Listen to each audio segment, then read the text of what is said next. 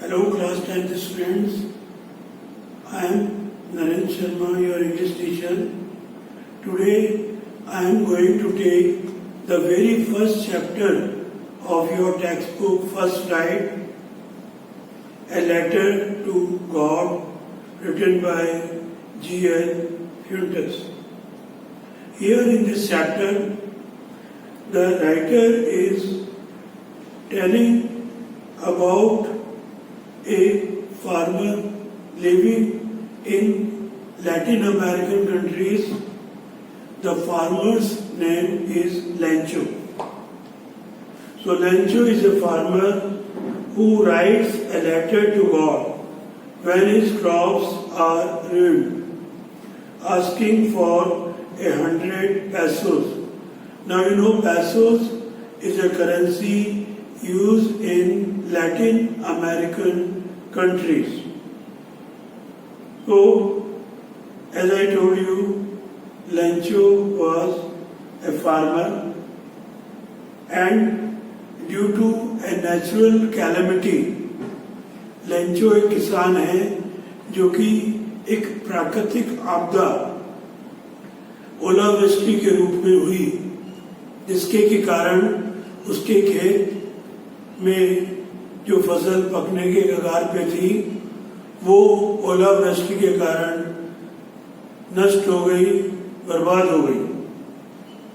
तो क्योंकि उसकी फसल बर्बाद हो चुकी थी तो उसको अटूट विश्वास था भगवान पर, तो उसने भगवान से आर्थिक सहायता प्राप्त करने का विचार मन में बनाया and he demanded for 100 pesos और उसने 100 pesos की मांग की। Does Lencho's letter reach God?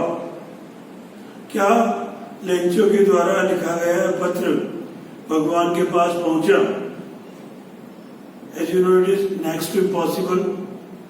We are not having mail services or postal services reaching up to God. God send him the money. Does God send him the money? क्या भगवान के द्वारा उसको पैसा भेजा गया? Think what your answer to these questions would be. अब इस बात को सोचिए कि इन प्रश्नों का आपके पास क्या जवाब होगा. And guess how the story continues. और इस बात का अनुमान लगाइए कि ये कहानी आगे कैसे जारी रहती है. Before you begin to read, here we are having some activity, and this activity is related to sending money through money order by using the postal services. Do you just go through this activity at home? It's very simple. If you are interested in sending money through money order, you can go to post office, ask for one money order form, fill it up, okay, and then deposit it in the post office. You know, there is one acknowledgement receipt also, so you have to fill up that. After the particular person to whom you are sending money, when he receives the money, he will send the acknowledgement receipt through post to you. Now let us start this chapter.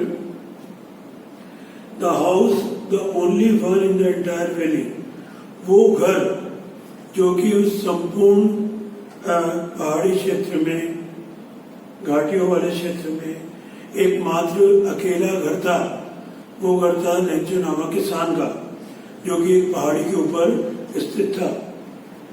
Set on the crest of a low hill, वो घर जो कि संपूर्ण घाटी में अकेला एकमात्र घर था, वो एक निचली पहाड़ी के सबसे ऊपरी भाग पर स्थित था. Crest means top of A hill. From this height one could see the river and the field of ripe corn dotted with the flowers that always promised a good harvest. तो इतनी ऊंचाई पर उसका घर स्थित था कि इतनी ऊंचाई से कोई भी व्यक्ति वहाँ उस घाटी में बह रही नदी और खेतों में लगी हुई पकी हुई फसल, राइप यानी पकी हुई, को देख सकता था। और साथ ही उस घाटी में आसपास कुछ जो है छोटे गोल फूल भी लगे हुए थे। वो फूल जो कि अच्छी फसल के आने का संकेत दे रहे थे। तो those flowers that always promise a good harvest or good crop were also visible there. The only thing the earth needed was a downpour, or at least a shower. Okay, downpour means a heavy rainfall. केवल एक मात्र चीज जिसकी पृथ्वी को आवश्यकता थी वो एक तेज बरसात की थी, और तेज बरसात नहीं भी आ पाए तो हल्की फुल्की बारिश की बौछारें तो कम से कम आ जाए, जिसकी फसल को अत्यधिक आवश्यकता थी।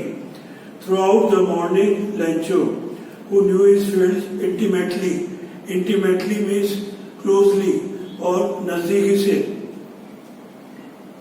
तो सारी सुबह लेंचो जो कि उसकी खेतों को अत्यधिक नजदीक से जानता था, had done nothing else but see the sky towards the northeast, वो कुछ भी नहीं कर सकता था सिवाय इसके कि उत्तर पूर्वी दिशा में वो आकाश की तरफ देख रहा था।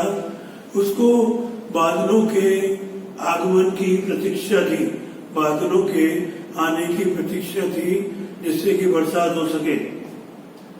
Now we are really going to get some water women.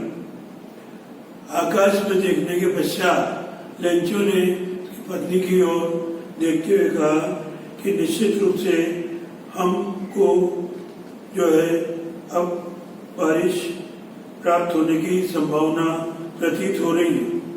The woman who was preparing supper, वो महिला जो देर रात के भोजन को तैयार करने में व्यस्त थी, रिप्लाइड, जवाब दिया, यस गॉड विलिंग, हाँ यदि भगवान की ऐसी इच्छा हुई तो निश्चित रूप से बरसात होगी। The older boys were working in the field, जो बड़े बच्चे थे वो खेत में काम कर रहे थे। while the smaller ones were playing near the house, जबकि छोटे बच्चे जो थे लेंचो के परिवार के वो घर के आसपास खेल रहे थे। until the woman called them all, वो जब तक खेलते रहे जब तक कि उनकी माँ ने यानी कि लेंचो की पत्नी ने उसके बच्चों को नहीं बुलाया। कम फॉर डिनर, रात्रि का खाना तैयार है, रात्रि के भोजन के लिए आ जाओ।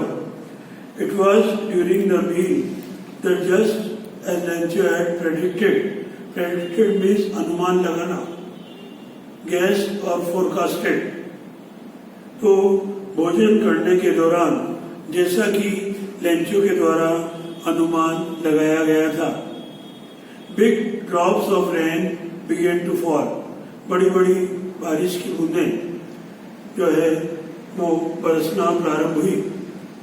इन the north east huge mountains of clouds could be seen approaching, उत्तर पूर्वी दिशा से बड़े बड़े विशालकाय पहाड़ों के समान दिखाई देने वाले बादल उसके खेतों की तरफ पहुंचते हुए प्रतीत हुए।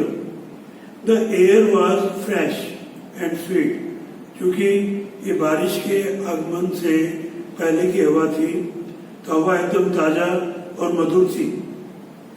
The man went out for no other reason than to have the pleasure of feeling the rain on his body.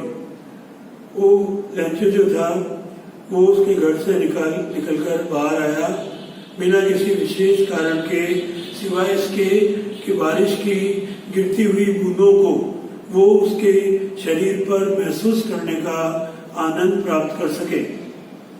When he returned, और बारिश का आनंद प्राप्त करने के बाद जब वो लौटकर वापस गया घर के अंदर तो ही एक्सक्लेम, तो उसने आश्चर्य प्रकट करते हुए कहा, these aren't raindrops falling from the sky, ये केवल वर्षा की बूंदें नहीं है आकाश से गिरती हुई, दे आर न्यू कॉइन्स, हमारे लिए ये नए सिक्कों के समान है।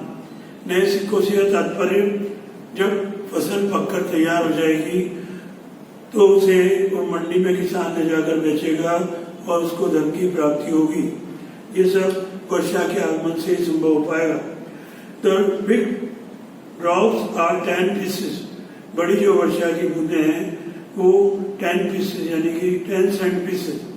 Saint it's a smaller part of pieces and the little ones are 5। तो बड़ी वर्षा की बूंदों की तुलना उसने 10 सेंट पीसेस से की और छोटी वर्षा की बूंदों की तुलना उसने 5 सेंट पीसेस से की। With a satisfied expression, he regarded the field of ripe corn with its flowers. चेहरे पर संतुष्टि का भाव लाते हुए लेंचो ने सोचा उन खेतों के बारे में जिसमें फसल लगभग पकने के कगार पर थी और साथ ही उसके खेतों के आसपास लगे हुए वो फूल जो अच्छी फसल आने का संकेत कर रहे थे। Draped in a curtain of rain, तो वो सारे जो फसल थी और साथ ही आसपास लगे हुए अच्छा संकेत देने वाले फूल जो थे वो ढक चुके थे बारिश की गिरती हुई बूंदों के कारण। तो draped means covered with cloth, कपड़े से या बारिश की बूंदों से ढकने से तात्पर्य। But suddenly a strong wind began to blow, लेकिन अचानक तेज हवा चलना प्रारंभ हुई। Along with the rain very large hailstones began to fall, और वर्षा की बूंदों के साथ साथ बड़ी बड़ी जो है ओलावृष्टि यानी कि hailstones, pellets of hail, frozen snow, balls, small balls of frozen snow. Sometimes the size of these hailstones are quite big. Okay, तो बारिश के साथ साथ ओलावृष्टि या ओले गिरने प्रारंभ हो गए। These truly did resemble new silver coins. ये गिरते हुए ओले वास्तव में जो है नए चांदी के सिक्कों के समान लग रहे थे। The boys exposing themselves to the rain ran out to collect the frozen pearls. वो लड़के जो कि बारिश में नहाने का आनंद ले रहे थे, वर्षा की बूंदों को अपने शरीर पर महसूस कर रहे थे, वो उन गिरते हुए ओलों को उठाने के लिए दौड़े। It's really getting bad now. अब मुझे लग रहा है कि ये मौसम खराब होने वाला है। Exclaimed the man. उस आदमी ने, लेंचो ने आश्चर्य प्रकट करते हुए कहा, I hope it passes quickly. मुझे आशा है कि ये शीघ्र ही जो है वो खराब मौसम गुजर जाएगा। Right? It did not pass quickly. लेकिन ये खराब मौसम का दौर शीघ्रतापूर्वक समाप्त नहीं हुआ। For an hour the hail rained on the house. 1 घंटे तक जो है ओलावृष्टि वहाँ लेंचो के घर पर और उसके खेत खलिहानों में होती रही।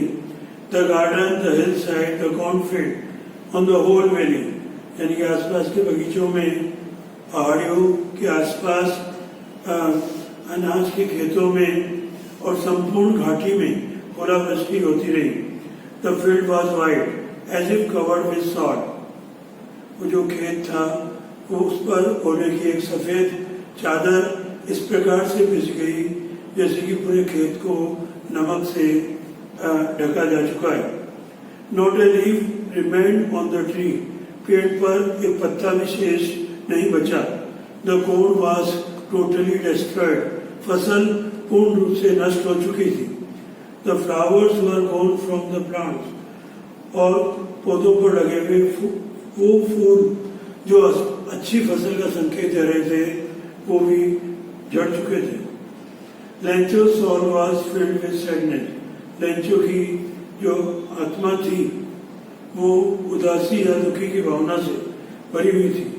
When the storm had passed, और जब तूफान गुजर चुका था, he stood in the middle of the field and said to his son, वो खेत के मध्य में खड़ा हुआ और उसने उसके बेटों से कहा, a plague of locusts, locust insects which fly in big swarms, ऐसे ही कीड़े मकोड़े जो कि बड़े झुंड के अंदर, जैसे टिड्डियों का आजकल चल रहा है, टिड्डियाँ पाकिस्तान बॉर्डर से इंडिया में प्रवेश करती हैं और पूरे खेत में लगी हुई फसलों को नष्ट कर देती हैं। तो लेंचो इस बात को कह रहा है कि यदि टिड्डी दल का हमारे खेत पर हमला होता तो हमें कुछ फसल शेष बचती, लेकिन ओलावृष्टि ने सारी फसल को बर्बाद कर दिया। The hell has left nothing. This year we will have no rain. इस ओलावृष्टि ने कुछ भी हमारे लिए नहीं छोड़ा है और इस साल हमें बिल्कुल भी फसल प्राप्त नहीं होगी। That night was a sorrowful one.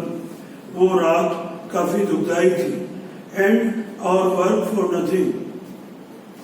और हमारी इतनी कड़ी मेहनत वाला काम बिना कोई प्रतिफल दिए नष्ट हो गया, बर्बाद हो गया। There is no one who can help us. और ऐसा कोई व्यक्ति नहीं है जो हमारी मदद कर सके। We'll all go hungry this year. मुझे लग रहा है कि हम सब इस साल भूखे मरेंगे। But in the hearts of all who lived in that solitary house in the middle of the valley, there was a single hope. लेकिन उस एकांत घर के अंदर जो कि घाटी के मध्य में स्थित था, रहने वाले सभी लोगों के दिल में एक आशा थी, एकमात्र आशा थी भगवान से मदद प्राप्त करने की। डोंट बी सो अपसेट, इतने परेशान मत हो। Even though this seems like a total loss, यहाँ तक कि लेंचो ने कहा कि मुझे ये संपूर्ण नुकसान, फसल बर्बाद होने पर लग रहा है। Remember no one dies of hunger, लेकिन इस बात को याद रखें कि कोई भी भूखों से नहीं मरता, यानी कि भूख से कोई भी व्यक्ति नहीं मरता। That's what they say, no one dies of hunger. और ऐसा लोग कहते हैं कि कोई भी व्यक्ति भूख से नहीं मरता, भगवान सबको खाने के लिए अन्न उपलब्ध कराता है।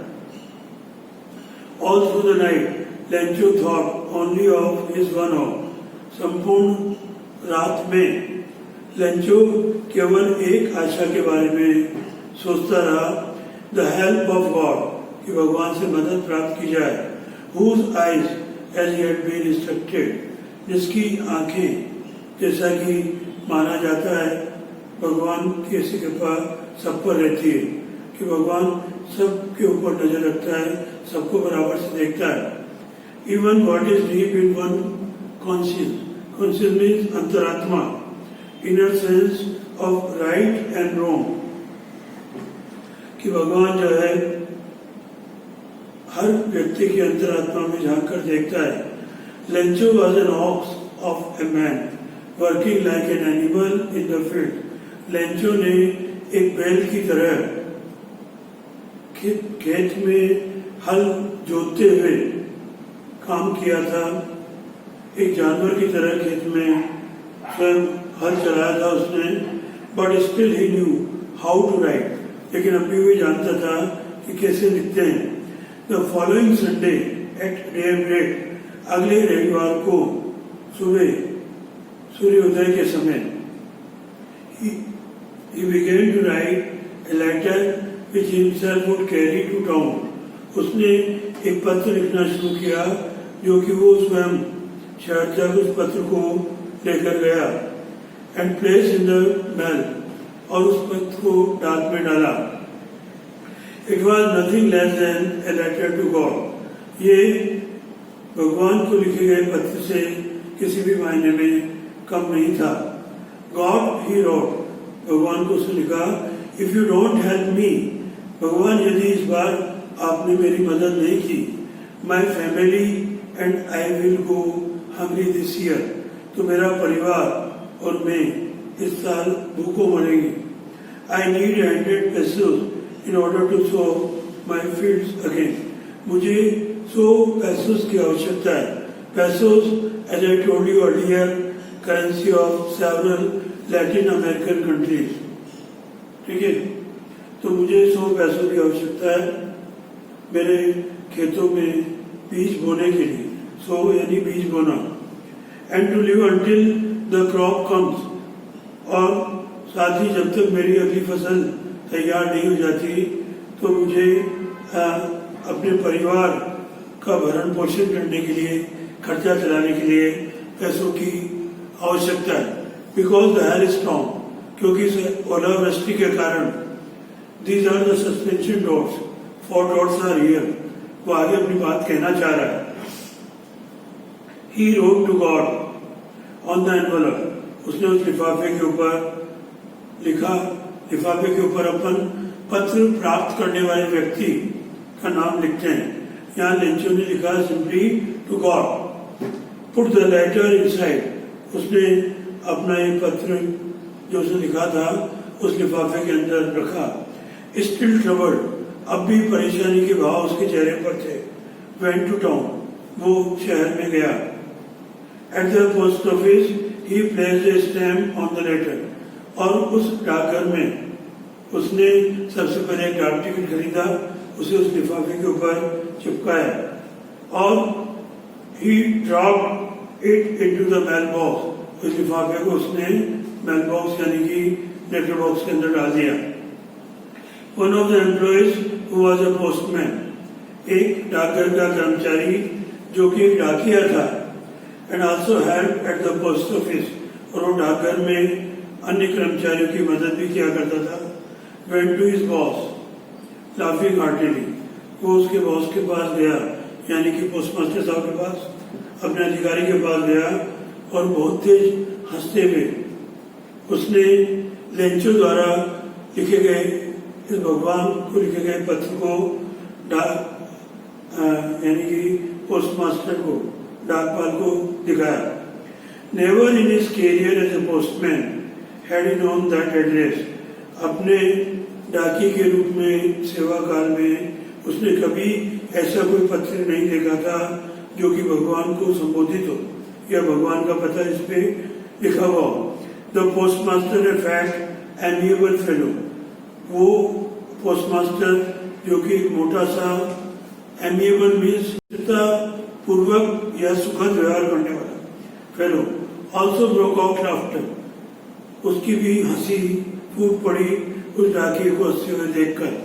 But almost immediately he turn serious and tapping the later on his desk commented, लेकिन डाकिया अचानक लगभग जो है वो तुरंत गंभीर हो गया, और उसने पोस्टमास्टर साहब के टेबल पर उस पत्र को डालते हुए कहा, अपनी टिप्पणी करते हुए कहा, tapping means to hit in gentle stroke, थपथपाना।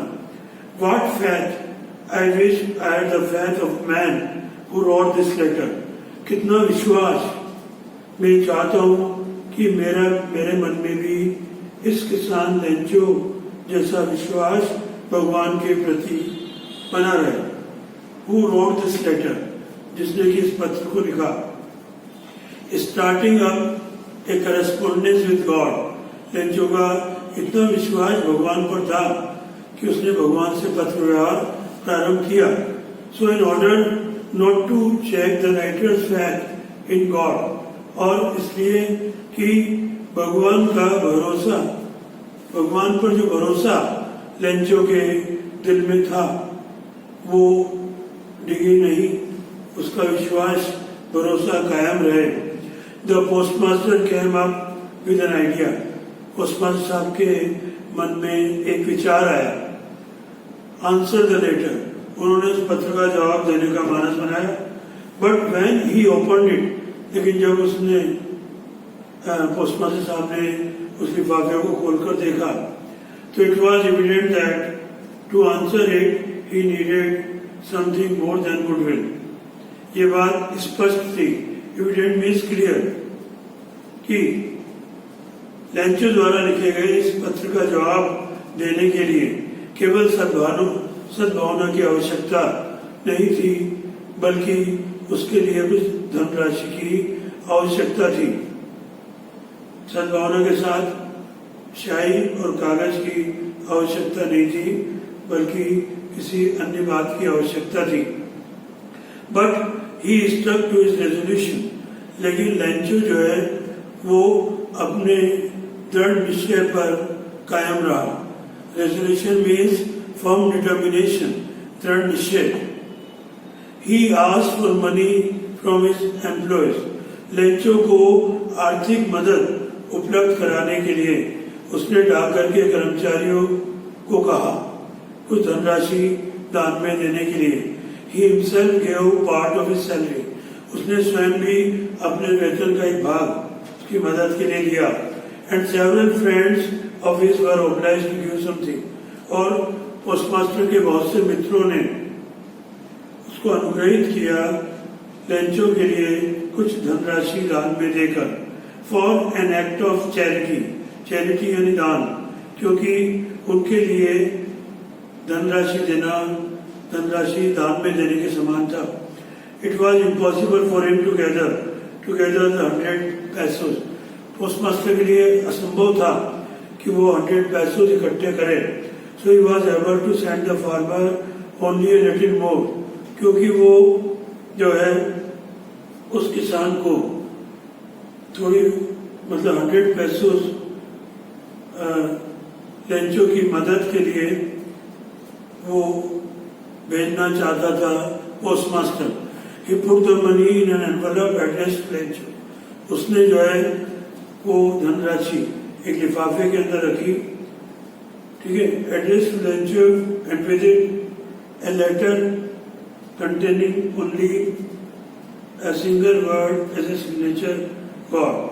और वो लिफाफा जो है लेंचो को संबोधित था और उसके ऊपर जो पोस्टमास्टर साहब थे उन्होंने एक मात्र शब्द गॉड लिखा, जिससे कि लेंचो को ये विश्वास हो जाए कि ये पत्र भगवान ने उसकी मदद के लिए भेजा है।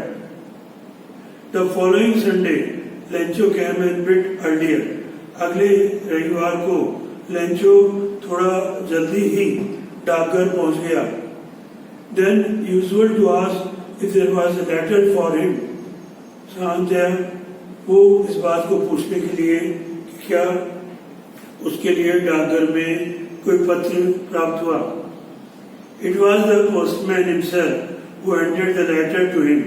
ये पोस्टमैन था जिसने स्वयं उस पत्र को जो है लेंचो को समझाया। While the postmaster explains the contentment means satisfaction, संतुष्टि of a man who has performed a good deed।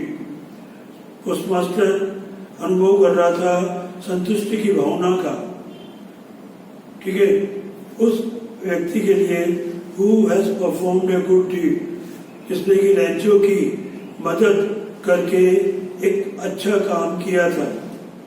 Look on from his office, ठीक है, उसने पोस्टमास्टर ने अपने ऑफिस में बैठे हुए लेंचो की तरफ देखा। Lencho showed not the slightest surprise on seeing the money. Lencho के चेहरे पर बिल्कुल भी आश्चर्य का भाव नहीं था जब उसने उस लिफाफे में रखी हुई धनराशि को देखा। सच वाज हिज कॉन्फिडेंस, इतना विश्वास लेंचो को भगवान के ऊपर था। But he became angry when he counted the money. लेकिन लेंचो नाराज हो गया जब उसने उस लिफाफे के अंदर रखी हुई धनराशि को गिना। God could not have made a mistake. भगवान जो है वो गलती नहीं कर सकता। Nor could he have denied, और न ही भगवान उसकी मदद करने से इनकार कर सकता। Denied means refuse, Lencho what he had requested, Lencho को भगवान कहा नहीं कर सकता जिसकी कि उसने प्रार्थना की थी। Immediately Lencho went up to the window to ask for paper and ink, तुरंत लेंचो डाकघर के उस बाबू के पास गया और उससे कागज और लिखने के लिए कलम मांगी। On the public writing table he started to write, सार्वजनिक लिखने की मेज पर जाकर वो बैठा और उसने लिखना प्रारंभ किया। With much twinkling of his bro, और लिखते समय उसने अपनी आंखों की भौहों को थोड़ा सिकोड़ा, twinkling means turning round, he started to write, उसने लिखना प्रारंभ किया अपनी भौहों को मोड़ते हुए। caused by the effort he had to make to express his ideas, जैसे कि वो कोशिश कर रहा हो कि अपने मन के विचारों को इस पत्र में शब्दों के रूप में कैसे लिखे। When he finished, he went to the window to buy a stamp, और जब उसने पत्र समाप्त कर लिया तो खिड़की पर डाक टिकट खरीदने के लिए गया, which he licked and then affixed to the envelope, जिसको उसने जीभ पर थूक लगाकर डाक टिकट को लिफाफे के ऊपर अपनी मुट्ठी का प्रहार करते हुए चिपकाया। Blow means cause to move, fist यानी मुट्ठी। The moment the letter fell into the mail box, जिस क्षण वो पत्र उस लेटर बॉक्स के अंदर डाला गया, द पोस्ट में master went to open it, तो पोस्ट मास्टर सब देख रहा था, वो लेटर बॉक्स को जाकर उसने खोला। इट सेड, इसमें कहा गया था, पत्र में लिखा गया था, God of the money that I asked for, भगवान वो धनराशि जिसकी मैंने मांग की थी। ओनली 17 pesos रीच मी, केवल मात्र 70 pesos मेरे पास पहुंचे। सेंड मी द रेस्ट, बाकी बची शेष धनराशि 30 pesos मेरे को आप भेजें। Since I need it very much, क्योंकि इस धनराशि की मुझे बहुत ज्यादा आवश्यकता है परिवार का भरण पोषण के लिए, करने के लिए, और जब तक मेरी नई फसल तैयार नहीं हो जाती परिवार का गुजारा चलाने के लिए। But don't send it to me through the mail, लेकिन मुझे ये धनराशि डाकघर के माध्यम से मत भेजना। Because the post office employees are a bunch of crooks, क्योंकि डाकघर के जो कर्मचारी हैं, they are a group of very bad and dishonest people. According to Lencho, the employees of the post office, they are corrupt, they are bad, they are dishonest. तो Lencho ने सोचा कि डाकघर के कर्मचारी भ्रष्ट हैं, बहुत गंदे हैं, भगवान ने 100 pesos की मदद के लिए भेजे, उसके पास मात्र 17 pesos पहुंचे। तो देखिए वो पोस्टमास्टर और डाकघर के कर्मचारी जिन्होंने आर्थिक मदद उसको उपलब्ध कराई लेंचो को, उनके ऊपर इस तरह का आरोप लेंचो ने लगाया कि वो मक्कार, धूर्त और गंदे और खराब किस्म के व्यक्ति हैं। Now you have to do first 5 questions as your homework given on page number 7 and 8. This is all about this chapter. Thank you very much.